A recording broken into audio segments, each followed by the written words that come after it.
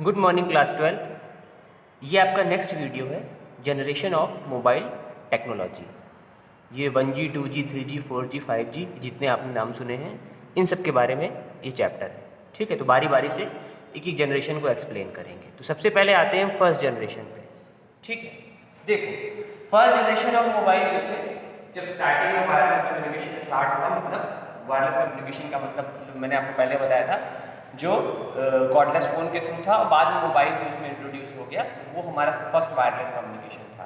तो फर्स्ट जो ये था, ये पॉइंट मैंने लास्ट में दिया है ऊपर में से, जो ये पहला हमारी फर्स्ट जनरेशन थी मोबाइल टेक्नोलॉजी की फर्स्ट जनरेशन मानी गई। जैसे आज हम 4G यूज़ करते हैं, अगले साल में 5G यूज़ करेंगे, उसी तरह पहले 1G यूज़ करते थे जब स्टार्टिंग में मोबाइल इंडिया में आए थे। तो ये 1G टेक्नोलॉजी जो थी ये इंडिया में बहुत बाद में आई थी, 95 के बाद में आई थी, 98 97 में यूज होने लगी थी। लेकिन ये टेक्नोलॉजी सबसे पहले 1980s में यूएस में इंट्रोड्यूस हुई। तो 1980s यूएस में ये मोबाइल सिस्टम स्टार्ट हो गया था, लेकिन वो मोबाइल सिस्टम आज की तरह इतना पॉपुलर नहीं था। धीरे धीरे उसको समय पॉपुलैरिटी गेन करने में बहुत टाइम लगा। ठीक है, तो उस समय जो मोबाइल सेट होते थे वो आज के मोबाइल सेट की तरह नहीं होते थे। जो आज आप लोग कीपैड वाले मोबाइल देखते हैं अभी घरों में या बहुत जगह बहुत लोग यूज़ करते हैं, कीपैड वाले जो मोबाइल होते हैं वो हम लोग सालों से देख रहे हैं, लेकिन उस मोबाइल में स्क्रीन लगी होती है। लेकिन ये जो पहले स्टार्टिंग में जो मोबाइल आए थे, फर्स्ट जनरेशन वाले मोबाइल इंडिया में भी आए थे। मैंने एक बार 1997 में मेरे पापा के एक फ्रेंड है उनके पास देखा था वो मोबाइल, तब वो बहुत महंगा भी आया करता था। तो उसमें सिम लगता था या नहीं लगता था ये तो मुझे नहीं पता है, एग्जैक्टली आइडिया नहीं है क्या था, लेकिन वो सेट जो था वो आज के सेट से बिल्कुल अलग था। उसमें कोई स्क्रीन नहीं होती। आज के जो कीपैड वाले मोबाइल आते हैं उसमें स्क्रीन होती है, लेकिन उसमें कोई स्क्रीन नहीं थी, उसमें सिर्फ बटन्स होते थे और उसमें मैसेजिंग का कोई सिस्टम नहीं होता था, सिर्फ आप कॉलिंग कर सकते थे। मतलब वो जो कीपैड होता था उस कीपैड में कोई नंबर डायल करके कॉलिंग कर सकते थे, कोई अल्फाबेटिकल भी नहीं था, उसमें सिर्फ न्यूमेरिक कीज बनी हुई थी और उन्हीं के थ्रू हम जिस भी नंबर पे कॉल करना चाहें कॉल कर रहे हैं। वो नंबर हमको उसमें सेव करने का कोई ऑप्शन नहीं था, कोई स्क्रीन थी ही नहीं, आप सेव करके देख कहाँ सकते हो। तो आपको नंबर पता होना चाहिए, आप नंबर मिलाओगे और सीधे सीधे वो मिल जाएगा। तो ये फर्स्ट जनरेशन वाले मोबाइल है। ठीक है, इसमें एनालॉग सिग्नल यूज किया जाता है। एनालॉग सिग्नल यूज होने की वजह से जिसमें वॉइस क्वालिटी थी वो बहुत पुअर थी। जैसे पहले के टाइम पर इतनी क्लियरिटी नहीं होती थी वॉइस क्वालिटी में, बहुत आप तेज तेज बोलना पड़ता था और बहुत धीमी धीमी आवाज आ रही थी। जैसे हम तेज बोल रहे हैं तो उधर भी बहुत तेज नहीं सुनाई देता था, बहुत धीमा सुनाई देता था और बहुत ज़्यादा वॉइस क्लियर नहीं होती थी। जैसे आज कोई अगर फ़ोन में बोल भी देता है तो पता चल जाता है कि हम किससे बात कर रहे हैं, अगर हम उसकी वॉइस पहले सुन चुके हैं तो हम जान जाते हैं। लेकिन पहले ऐसा नहीं था, पहले इतनी चीज़ें इतनी नहीं हुआ करती थी। ठीक है, एनालॉग सिग्नल होने की वजह से वॉइस क्वालिटी थी वो बहुत पुअर थी। Only voice communication, no SMS and other services. सिर्फ वॉइस कम्युनिकेशन का मैंने पहले अभी भी बताया था कि सिर्फ वॉइस कम्युनिकेशन हो सकता था, किसी तरह की कोई स्क्रीन उन मोबाइल्स में नहीं होती थी, जिसकी वजह से आप एसएमएस या और जो सिस्टम होते थे वो हम नहीं कर सकते थे। वो सब सेकेंड जनरेशन का जब मोबाइल आया तो उसमें बढ़ाया गया। पहले वाले जनरेशन में सिर्फ हम वॉइस कॉलिंग कर सकते थे और वॉइस क्वालिटी भी बहुत पुअर होती थी। फोन जो होते थे वो इतने बड़े बड़े साइज के होते थे, लंबे से होते थे पतले से। ठीक है, वो लंबे साइज के होते। आज जो कीपैड वाले फोन आते हैं वो इतने छोटे छोटे भी आते हैं, आराम से हम उसको कहीं भी कैरी कर सकते हैं। उनको भी कैरी कर सकते थे, लेकिन वो पॉकेट वॉकेट में रखने में थोड़े बड़े लगते थे। ठीक है, और महंगे भी बहुत थे उस टाइम पे। वो मिनिमम जो आता था 10,000 रुपये की वैल्यू आज के समझो 50-60 1 लाख रुपये के बराबर थी। 50-60 या 1 लाख रुपये के बराबर थी। तो उस समय वो बहुत ज़्यादा महंगा होता था, वो 10,000 रुपये बहुत ज़्यादा लगते थे वो उस समय ये नए। ठीक है, तो और किसी भी तरह की डेटा सिक्योरिटी नहीं। डेटा सिक्योरिटी मतलब अगर वॉइस कॉलिंग चल रही है तो उसको बीच में से कोई भी इंटरसेप्ट कर सकता था, कोई भी किसी तरीके से सुन सकता था। वो जो डेटा सिक्योरिटी आज के टाइम पे वॉइस कॉलिंग में भी है, उस समय उसमें नहीं थी। उस समय इतनी डेटा सिक्योरिटी नई टेक्नोलॉजी थी। दूसरी चीज जो डेटा स्पीड थी वो 2.4 kbps थी। डेटा स्पीड का मतलब क्या, नेट स्पीड से नहीं है, वॉइस क्वालिटी में जो डेटा लगता था, डेटा उस समय मतलब हमें पता नहीं चलता जो डेटा लग रहा है, लेकिन वो तो उसमें तो पैसे लगते थे, कुछ ऐसा डेटा वाला कोई सिस्टम नहीं था। लेकिन उन सब चीज़ों में डेटा लगता है, वो हमें उस समय उन चीज़ों सिर्फ ऐसा नहीं कि इंटरनेट यूज़ करने में लगता है, वॉइस कॉलिंग में भी डेटा लगता है, लेकिन वो कंपनी हमें फ्री ऑफ कॉस्ट देती है, इसलिए हमें पता नहीं चल पाता है। ठीक है, तो डेटा स्पीड भी 2.4 kbps थी, मतलब बहुत मामूली थी। 2.4 तो बहुत ही कम होता है, आज के टाइम के हिसाब से देखें तो बहुत ज़्यादा कम थी। डेटा स्पीड भी बहुत ज़्यादा कम हुआ करती थी, मतलब सिर्फ आप कॉलिंग कर सकते हो और वो कॉल की क्लियरिटी भी नहीं थी, कॉल की सिक्योरिटी भी नहीं थी, बहुत सारी प्रॉब्लम थी। लेकिन उस समय के हिसाब से वो बहुत बड़ी चीज़ थी। भाई वायर्ड फ़ोन हट गया और मोबाइल फ़ोन आ गया, और मोबाइल को हम कहीं भी कैरी कर सकते थे, कहीं भी ले जा सकते थे। तो इंडिया में आने में तो बहुत टाइम लगा था। इंडिया में 94-95 के बाद इंट्रोड्यूस हुआ और वो बहुत कम लोगों के पास होता था। एक सर्वे हुआ था उस समय 1997 में एक सर्वे किया गया था। उस सर्वे में था कि इंडिया में 10,000 में से किसी एक आदमी के पास मोबाइल होता था।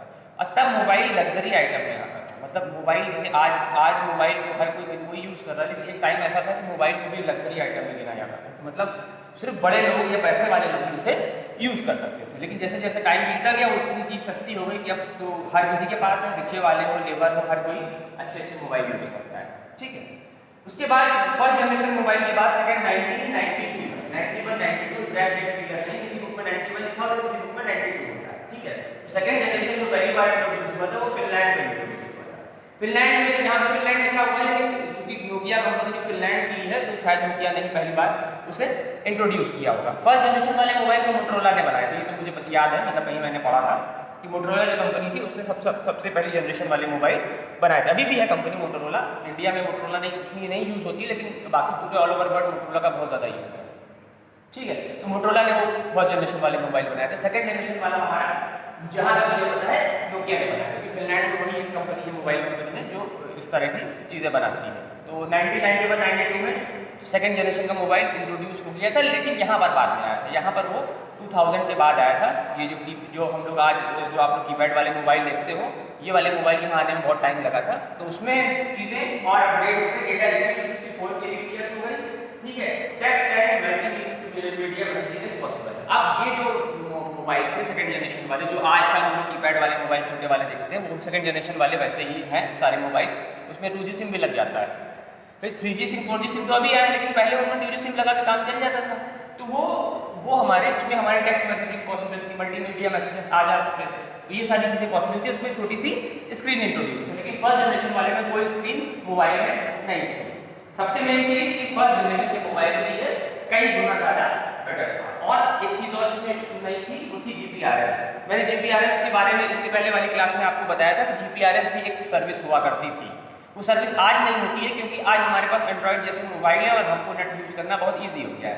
लेकिन GPRS मैंने यूज़ किया। GPRS के थ्रू हम लोग ने उस टाइम पर जब एंड्रॉइड मोबाइल नहीं था, ये बात है 2007 की, तब मेरे पास मल्टीमीडिया मोबाइल हुआ करता था, तो उसमें GPRS सर्विस थी। तो उससे GPRS के थ्रू हम लोग ब्राउज़र ओपन कर सकते थे, थोड़ी बहुत चीज़ें, मतलब मान लो इमेज डाउनलोड करना, इमेज डाउनलोड कर सकते थे, या कोई सॉन्ग डाउनलोड करना, उतना कर सकते थे। लेकिन आज जिस तरह आज चीज़ें हो रही हैं उस तरह नहीं होती, काफ़ी इसमें दिक्कतें आती हैं। मल्टीमीडिया मोबाइल को आज क्या है कि GPRS सिस्टम का आज कोई पता नहीं यूज़ होता भी है कि नहीं होता है, क्योंकि सालों हो गया किसी को यूज़ करते हुए नहीं देखा। मैंने यूज़ किया है, बहुत लोगों ने यूज़ किया। उस समय जिनके पास मोबाइल थे सब लोग GPRS यूज़ करते थे, लेकिन जब डेटा पैक नहीं आता था, जो हमारा बैलेंस होता था उसी में से वो कटता जाता था, उसी में से जितना हम यूज़ करते थे उतने के कम वो पैसा कटता जाता।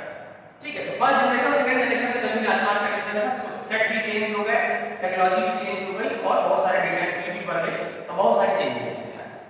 इंडिया में तो 2001 के आसपास सेकंड जनरेशन के मोबाइल अवेलेबल हो गए थे और यूज़ होना शुरू हो गए थे। आप लोगों को जब छोटे रहे होंगे तो सबने सेकंड जनरेशन ही यूज़ किया। थर्ड जनरेशन 3G और 4G तो काफ़ी अभी जल्दी का आया हुआ है। तो स्टार्टिंग के टाइम पे जो आप लोग बहुत छोटे रहे होंगे, 3-4 साल के रहे होंगे, उस समय जो मोबाइल्स घर में हुआ करते थे वो हमारे सेकंड जनरेशन के ही मोबाइल्स थे। देखो नेक्स्ट आता है आपका third generation 3G mobile system. ठीक है, देखो इसमें जो डेट लिखी हुई है, मैंने सबसे लास्ट में लिखा हुआ है फर्स्ट इंट्रोड्यूस्ड इन 2001, मतलब ये सबसे पहली बार 2001 में आया था। देखो यहाँ जिसमें जो डेट दी हुई है इसको आप इंडिया की डेट से कंपेयर मत करें, क्योंकि इंडिया में ये 2012-2013 के आसपास आया था। मुझे याद है काफ़ी साल पहले की बात है, मैंने अपने नए स्कूल में पहले वाले स्कूल में पढ़ाना शुरू किया था, यहाँ आने से भी काफ़ी दिन पहले की बात है। उसके 1-2 साल पहले 3G मोबाइल इंट्रोड्यूस हुए थे। ठीक है, तो वो सेकंड जो 2G सिम थे वो उनकी उसमें डेटा स्पीड बहुत कम होती थी। उसके बाद 3G सिम आ गए, उसमें डेटा भी वो ज़्यादा देने लगे और उनकी स्पीड भी काफ़ी बेटर थी। तो स्टार्टिंग से देखते हैं कि थर्ड जनरेशन जो था वो मेजर एडवांसमेंट के साथ आया कि 2G से 3G में बहुत सारे एडवांसमेंट किए गए। ठीक है, जो ऑनलाइन वीडियोज़, यूट्यूब, ये सब कुछ स्टार्ट हुआ, ये 3G में स्टार्ट हो गया था। हालांकि स्पीड उतनी अच्छी नहीं थी, लेकिन धीरे धीरे वो इंक्रीज़ हो गई। इसमें जो स्पीड थी वो 2G की तुलना में बहुत अच्छी थी। यहाँ डेटा स्पीड 144 kbps से 2 Mbps तक थी। देखो कहीं कहीं पे आपको स्पीड लगेगी कि बहुत ज़्यादा लिखी हुई है, ये स्पीड हमारे इंडिया के हिसाब से नहीं लिखी हुई है, ये ऑल ओवर वर्ल्ड के हिसाब से लिखी हुई है। हमारे यहाँ जो आज नेट की स्पीड आती है वो Mbps में है, लेकिन ऐसे वर्ल्ड में ऐसी बहुत सारी कंट्रीज़ हैं जहाँ पर इंटरनेट पूरा फ्री है, छोटी छोटी कंट्रीज़ हैं, और वहाँ स्पीड जो है वो Gbps में आती है। वहाँ पर तुमको 2-3 मिनट में पूरी फिल्म डाउनलोड हो जाती है। ठीक है, तो इसमें अगर आपको कहीं पे स्पीड में ज़्यादा दिखाई दे तो उसका ये मतलब नहीं समझना कि गलत लिखा हुआ है, लिखा सही हुआ है, लेकिन वो ऑल ओवर वर्ल्ड के हिसाब से लिखा हुआ है। हमारे इंडिया में स्पीड हमेशा शुरू से ही कम रही है। ठीक है, तो यहाँ पर 2 Mbps की 3G में स्पीड थी। High speed of web browsing थी, वेब ब्राउजिंग भी इसमें बहुत ज़्यादा हुआ करती थी। दूसरी चीज़ उसमें ये थी running web based application like video conferencing, multimedia.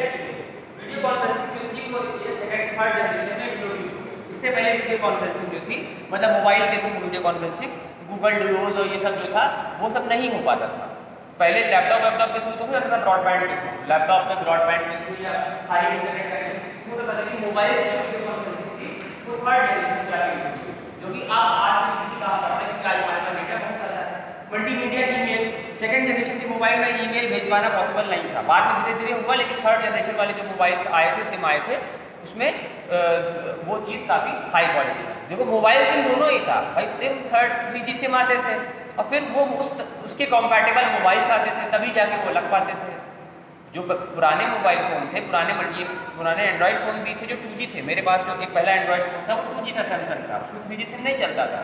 उसके बाद मैंने जब दूसरा एंड्रॉयड फ़ोन लिया तो उसमें 3G चलता था, लेकिन 4G नहीं चलता था। अब जो इस समय यूज़ कर रहे हैं वो 4G वाला है, तो वो सेट भी उसी के कंपैटिबल होते थे। यहाँ मोबाइल सेट और सिम दोनों की बात थी कि सिम तो 2G 3G तो था ही, साथ में मोबाइल भी ऐसा होना चाहिए जो 3G को सपोर्ट करे। तो ये मल्टीमीडिया उसमें इंट्रोड्यूस था क्योंकि वो एंड्रॉयड यूज होता था, थर्ड जनरेशन वाले मोबाइल में एंड्रॉयड यूज होना शुरू हो गया। ठीक है, fast and easy transfer of audio and video file, जो ऑडियो फाइल वीडियो फाइल का मतलब व्हाट्सएप उस समय भी यूज होता था। अभी जल्दी की तो बात है, बहुत साल थोड़ी ना, 6-7 साल पहले की बात है, 6-7 साल पहले 3G यूज हो रहा था। और 4G के आने से 4G इंडिया में 2016 में आया और अदर कंट्रीज में और पहले आया। तो उससे पहले तो हम 3G यूज कर रहे थे, तो उसमें व्हाट्सएप भी चलता था 2015 में 14 में, और यूट्यूब ये सारी चीज़ें चलती थी। एंड्रॉइड मोबाइल उस समय अवेलेबल हो गए थे 3G आते आते। ठीक है, तो डेटा ट्रांसफर भी काफ़ी हाई। 3D गेमिंग की फैसिलिटी थी। 3D गेमिंग जो PUBG जैसे गेम आप देखते हो, उस समय तक शुरू हो गए थे, अब ज़्यादा यूज हो रहे हैं, क्योंकि उसमें डेटा उतना होता नहीं था, तो वो गेम खेल पाना उतना पॉसिबल नहीं था। उसमें डेटा लिमिटेड था, महीने में 2 GB मिलता था। आज पर डे 2 GB 3 GB जितना लेना चाहो ले लो 4G के टाइम पे, लेकिन जब 3G चल रहे थे उस समय 2 GB पूरे महीने का होता था, या 1 GB 1.5 GB पूरे महीने का होता था, तो उसमें गेम खेल पाना पॉसिबल नहीं होता था। लेकिन 3D गेमिंग की फैसिलिटी थी। और मैंने बताया सबसे पहली बात ये लास्ट दिखाया है, पहले कहना चाहिए कि फर्स्ट इंट्रोड्यूस इन 2001 इंडिया में आते आते तो 2012-13 में आया था, लेकिन ये अदर कंट्रीज में 2001 में आ गया, जहाँ पे 2G बहुत सालों से चल रहा था, 1991-92 से चल रहा था, वहाँ पर ये 3G जो था वो 2001 में आ गया। यहाँ आते आते टाइम लगा, क्योंकि यहाँ फिर सारी चीज़ें चेंज, सारे हार्डवेयर चेंज हो जाते थे, सारे टावर और सब पे असर पड़ता था, तो इसलिए उसको आने में समय लगेगा। 4G मोबाइल 2011 में सबसे पहले बार ऑल ओवर वर्ल्ड ये लॉन्च हो गया था। इंडिया में 2016 में लॉन्च हो गया था, तब रिलायंस जियो लॉन्च किया, उसके साथ 4G लॉन्च कर दिया। आप लोग 4G से तो यूज नहीं कर रहे हैं, आपको पता है कि 4G के फीचर 3G की तुलना में किस कदर हाई है। Wireless communication with almost no limitation, कहीं पर भी हम कहीं से कॉल कर सकते हैं। रोमिंग वाली फैसिलिटी सारी चीज़ें हट गई हैं, आराम से इजीली कॉल हो सकती है। पहले रोमिंग भी हुआ करती थी, पहले के मोबाइल सिस्टम में, अब इसमें रोमिंग का भी चक्कर खत्म हो गया, हर तरह की सारी चीज़ें। और हाई प्रोटेक्टिविटी टू www, देखो ये www का मतलब है वायरलेस वर्ल्ड वाइड वेब।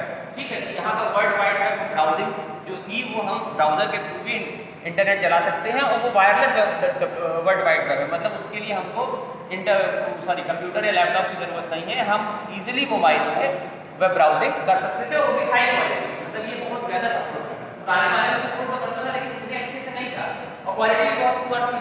ये वाले में लोग कहीं पर भी क्लिक कर दो 2 मिनट ब्राउजर ओपन हो जाएगा, जितनी भी न्यूज़ देखना चाहो, तो स्पीड भी हाई होगी, परफॉर्मेंस भी हाई होगी। High speed and high capacity, speed तो आपने देखी ही आज के टाइम में, इंटरनेट यूज कर इसकी स्पीड कितनी है। हाई कैपेसिटी से मतलब है कि इसकी ये जो 4G है, इसके जो कंपैटिबल मोबाइल आने लगे उनकी कैपेसिटी भी बढ़ा दी गई। आपके नॉर्मल मोबाइल में 16 GB या 8 GB या 32 GB का स्पेस देने लगे हैं, लेकिन पुराना जो मेरे इससे पहले वाला फ़ोन था उसमें सिर्फ 8 GB का ही स्पेस था, जिसमें से 3 GB तो ऑपरेटिंग सिस्टम ही ले लेता था, एंड्रॉयड 5 GB में ही सारा काम चलता था। अब ये 32 GB के मोबाइल आने लगे, तो हाई कैपेसिटी भी बढ़ गई। प्रोवाइडिंग डेटा की स्पीड जो थी वो हमारी जीबीपीएस में चली गई। हमारा अब जो डेटा मिलता है हमको जीबी में मिलता है। नॉर्मली जितने भी अब एमबी वाले डेटा लगभग खत्म ही हो गए। पुराने वाले में थे तो उसमें 600 MB, 800 MB, 100 MB के रिचार्ज होते थे पहले वाले। आप लोगों ने देख, शायद आप लोगों को पता हो, 3G में 100 MB के भी रिचार्ज कराते थे, 300, 400 MB के भी। अब जीबी से नीचे कोई रिचार्ज ही नहीं कराता है, और इसकी स्पीड भी जीबी में है। इंडिया में स्पीड तो एमबी में है, लेकिन बहुत ऐसी कंट्रीज है जहाँ मैंने पहले बताया कि वहाँ जो स्पीड है वो जीबी में है। ऐसी कई कंट्री, छोटी छोटी कंट्रीज है जहाँ पर नेट फ्री है, वहाँ पर आपको मूवी डाउनलोड करनी तो विदिन अ सेकंड 2-3 मिनट के अंदर आपको वो मूवी डाउनलोड हो जाएगी, क्योंकि वहाँ पे स्पीड जो है वो जीबीपीएस में आती है। देखो ऑडियो और वीडियो की में बहुत क्लियरिटी है। ऑडियो आज के टाइम पर ऑडियो कितना ज़्यादा क्लियर है। अगर वॉइस कॉलिंग भी करते हैं तो कितनी क्लियर आपको वॉइस सुनाई देती है। पुराने वाले जो बहुत स्टार्टिंग वाले वो आप लोगों ने देखे ही नहीं, तब आप लोग पैदा भी नहीं हुए थे, लेकिन उसमें बहुत वॉइस क्वालिटी की प्रॉब्लम है। आप अगर कोई इंसान है कोई आपके घर का कोई, मतलब ये अगर आपके कोई घर का भी है जिसकी वॉइस आप डेली सुनते भी हो और फ़ोन पे सुनो तो वो डिफरेंट लगती है, वो एग्जैक्टली वही वॉइस नहीं लगती थी। लेकिन आज के टाइम पर अगर कोई हेलो भी बोलता है तो ये समझ में आ जाता है कि अगर हम उसकी आवाज़ पहले सुन चुके हैं तो समझ में आ जाता है कि ये फला आदमी बोल रहा है, क्योंकि वॉइस क्वालिटी बहुत क्लियर है। एक और पॉइंट है इसमें, वॉच टीवी में हाई क्वालिटी वीडियो। टीवी, भाई टीवी आप लोग मोबाइल में सब लोग देख सकते हैं, आज के टाइम में टीवी प्रोग्राम है, सब कुछ है, तो ऑनलाइन टीवी का सिस्टम भी इसमें ज़्यादा इम्प्रूव हो गया और जो वीडियो क्वालिटी थी वो हाई डेफिनेशन हो गई। 3G वाले में वो वीडियो क्वालिटी बहुत पुअर थी। आज यूट्यूब का यूज़ करते हो या किसी भी चीज़ का यूज़ करते हो तो वो चीज़ आप कितनी क्लियर रहती है। साथ ही साथ जो ऐप आते हैं, सोनी लिव ऐप है या और जियो ऐप है, जितने सारे ऐप हैं उसमें जो वीडियोज़ दिखाते हैं, जो मूवीज़ दिखाते हैं या जो प्रोग्राम्स आते हैं, टीवी प्रोग्राम्स आते हैं, उनकी वीडियो क्वालिटी बहुत अच्छी क्वालिटी है। ठीक है, एक वर्ड और इसमें इंट्रोड्यूस हुआ, ये इस वर्ड के साथ 4G लॉन्च हुआ था। इस वर्ड का नाम था मैजिक। मतलब ये मैजिक वर्ड इसके साथ एक इंट्रोड्यूस हुआ। मैजिक का फुल फॉर्म क्या था? मैजिक में एम का मतलब है मोबाइल मल्टीमीडिया, ठीक है, ए का मतलब है एनीवेयर एनी टाइम, जी का मतलब है ग्लोबल मोबिलिटी सपोर्ट, आई का मतलब है इंटीग्रेटेड वायरलेस सॉल्यूशन और सी का मतलब है कस्टमाइज्ड पर्सनल सर्विस। ये सारी चीज़ें, ये एक वर्ड इन्होंने इंट्रोड्यूस किया जिससे इन्होंने इसको बहुत इम्प्रोवाइज कर दिया। तो मतलब पहले की तुलना में ये कई गुना ज़्यादा एफिशिएंट और कई गुना ज़्यादा बेटर था। ठीक है, मल्टीमीडिया मोबाइल सपोर्ट है, इसमें तो सब कुछ मल्टीमीडिया में चलता है, कहीं पर भी किसी भी समय हम यूज़ करते हैं। Global mobile all over world support करता है, और ऐसा नहीं कि बहुत कंट्रीज में हर जगह सपोर्ट करता है। इंटीग्रेटेड वायरलेस सॉल्यूशन, ये किसी कहीं पर भी ये वायरलेस का यूज़ कर सकते हैं। तो हम लैंडलाइन वाले में भी वायरलेस यूज़ कर सकते हैं, जो हम ब्रॉडबैंड लगवाते हैं उसमें भी 4G जो होता है वो हमारा वायरलेस में भी चल सकता है। ठीक है, कस्टमाइज्ड सर्विसेज, बहुत सारी सर्विसेज थी जो हमारे अकॉर्डिंग थी, बहुत सारी चीज़ें हमारे हिसाब से उसमें दे दी गई कि हम अपने हिसाब से उसको जब भी चाहें बंद करना चाहें, चालू करना चाहें, अपने हिसाब से कर सकते। ये मैजिक वर्ड भी हमारा 4G के साथ इंट्रोड्यूस। इसके बाद बात आती है हमारी 5G की। 5G क्योंकि इंडिया में अगले साल तक लॉन्च होगा शायद, तो उसमें जो चीज़ें होंगी वो बहुत डिटेल में तो अभी नहीं पता है कि उसमें क्या क्या होंगी, लेकिन कुछ मोटे मोटे पॉइंट पता है कि क्या क्या उसमें हो सकता है। क्योंकि वर्ल्ड के अदर कंट्रीज में 5G यूज़ होना शुरू हो गया है, यूएस जैसी कंट्रीज में, अमेरिका जैसी, इंग्लैंड जैसी कंट्रीज में यूज़ होना शुरू हो गया, तो वो उस समय ज़्यादा क्लियर होगा। लेकिन फिर भी कुछ मेन पॉइंट है उनको एक्सप्लेन करते हैं कि क्या क्या इसमें हो सकते हैं। बाकी तो वो आने के बाद ज़्यादा क्लियर होगा कि उसमें सच में जो चीज़ें हैं वो किस हिसाब से है और किस तरह से है। देखो 5G के बारे में बहुत डिटेल तो किसी उसमें नहीं दिया हुआ है, क्योंकि इसकी टेक्नोलॉजी अभी यहाँ यूज़ भी नहीं हो रही है, तो बहुत ज़्यादा डिटेल नहीं दी है। लेकिन फिर भी कुछ डिटेल को पता है, जैसे कि ये जो पहली बार जो था 2018 में ये इंट्रोड्यूस हुआ था।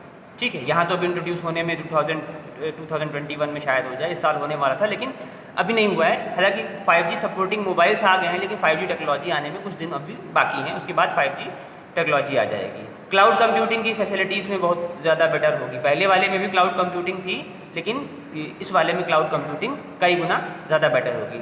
हाई डेफिनेशन मोबाइल टीवी, वो तो पिछले वाले में भी हाई डेफिनेशन था, यहाँ पर और ज़्यादा क्लियरिटी होगी कि पहले कुछ में स्टार्टिंग में थोड़ा डेटा, मतलब थोड़ी उतनी क्लियरिटी नहीं आती थी 4G में। धीरे धीरे डेटा जब स्पीड ज़्यादा बढ़ती है तब आती है, मतलब अगर ज़्यादा यूज़र होते हैं तो स्पीड उतनी क्लियरिटी नहीं आती है, लेकिन इसमें उससे कहीं ज़्यादा क्लियर होगी। स्पीड्स में भी जीपीएस में रहेगी, उससे कहीं हाई रहेगी, लेकिन ज़्यादा स्पीड रहेगी, हाई स्पीड भी रहेगी। डेटा ट्रांसफ़र रेट अभी भी हाई है, इससे और ज़्यादा हाई हो जाएगा। तो बहुत मतलब जो भी चीज़ें हम यूज़ कर रहे हैं उसमें बहुत सारे चेंजेस आपको दिखने मिलेंगे। हाँ, लेकिन जैसा चेंजेस 3G से 4G में आया, शायद 4G से 5G में उतने चेंजेस ना आए। 3G से 4G में तो बहुत चेंजेस आया, भाई 3G में क्या था कि हम लोगों को जो डेटा मिलता था वो मंथली मिलता था, 2 GB मंथली। 4G में क्या हुआ, 2 GB per day, 2 GB, 1.5 GB, 1 GB per day मिलने लगा। तो 5G में भी उतने चेंजेस नहीं आएंगे, लेकिन फिर भी काफ़ी सारे चेंजेस आपको देखने को मिलेंगे जब ये टेक्नोलॉजी लॉन्च होगी। तो इसके बारे में बहुत ज़्यादा डिटेल नहीं पता है, बस ये होगी अभी वो उतना यूज़ होनी भी शुरू नहीं हुई है, बाकी जगह यूज़ हो रही है लेकिन अभी भी बहुत सारी कंट्रीज़ में नहीं यूज़ हो रही है। तो 4G की तुलना में हर चीज़ इसमें हाई लेवल की होगी, कुछ नया होगा ये अभी उतना क्लियर नहीं है कि बहुत सारी चीज़ें इसमें नई नहीं हो सकती हैं, थोड़ा बहुत वही है कि जो हैं उसी में भी उसको और इम्प्रोवाइज़ कर दिया जाएगा और बेटर क्वालिटी कर जाएगी। हो सकता है उसमें HD क्वालिटी वाले रहें ही ना, पूरे हाई डेफिनेशन ही रहे, जितनी भी चीज़ें रहें वो HD वाली रहें, SD वाला कोई सिस्टम रहे ही ना।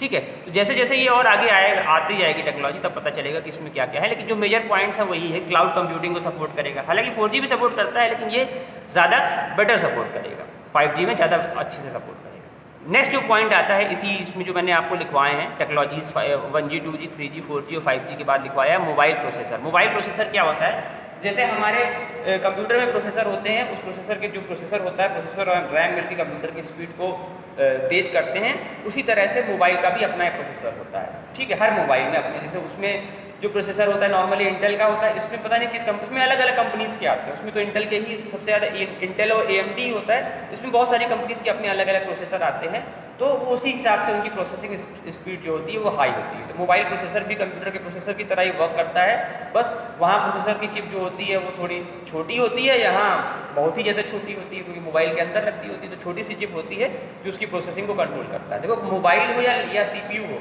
दोनों की प्रोसेसिंग जो है वो प्रोसेसर और रैम पे डिपेंडेंट होती है। रैम हाई होगी, प्रोसेसर अच्छी क्वालिटी का होगा तो मोबाइल की स्पीड भी उतनी हाई होगी। दोनों चीज़ें लो क्वालिटी की होंगी तो मोबाइल की स्पीड भी उतनी डाउन होती है। तो मोबाइल प्रोसेसर से मतलब कुछ अलग नहीं है, जैसे CPU में प्रोसेसर होता है वैसे मोबाइल में भी होता है, बस उसका साइज़ अलग होता है और कैपेसिटी अलग होती है और परफॉर्मेंस भी मोबाइल के अकॉर्डिंग बनाई जाती है। ठीक है, बाकी का जो भी पार्ट है वो नेक्स्ट क्लास में एक्सप्लेन करेंगे। Okay, thank you.